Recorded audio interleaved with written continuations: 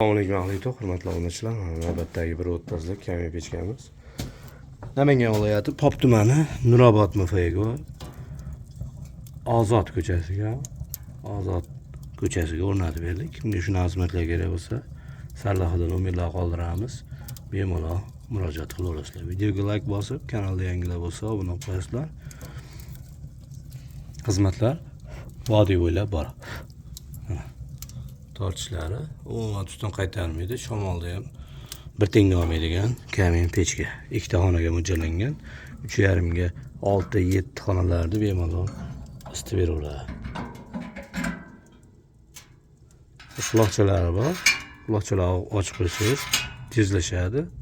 Parovozga o'xshab tortadi. Yaxshi isitishga, tez isitishga qulay.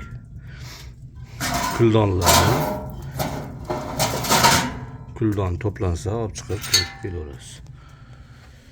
Xo'p, bir 30likda 3 ta duxovka bo'ladi. Oldida 2 ta, orqada bitta mana. Oldi ko'rinishi mo'ra zigzagga aylanib chiqib ketgan, tozalaydigan xotlari.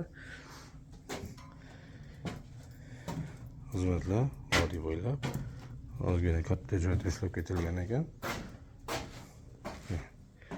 Joy tashlab ketadiganlar bo'lsa 85 ga 90 tashlab ketaveradi. 90 ga balandligi 230 tashlansa maqsadga muvofiq bo'ladi. Zigzaglari bilan bemalol chiqarib yoqib berilaveradi. Uydagi semetqon shepardan chiqadigan bo'lsa azbistirib, qolganini olib borib o'rnatib yoqib beramiz. Ochiq joylar bo'lsa tepasiga ochiq joylar bo'lsa shlaka blok, pena blok, sinchli uylar bo'lsa tepasiga 50 tadan 150 tagacha qish ketadi. O'shani oqladi uydagilar. Qolganini olib borib o'rnatib yoqib beramiz. Xizmatlar vodiy bo'ylab. Rasxoti 1,5 tonna, 1 tonna yoqishyapti bitta sezonga. Ikkita xonani bemalol isitib beraveradi. Mana. Xizmatlar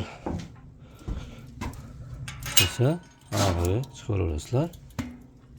Isib, qizib tugatib bo'ldi. Ozgina nimaga isitib yuboraveradi. Sog' bo'lasizlar, salomat bo'lasizlar.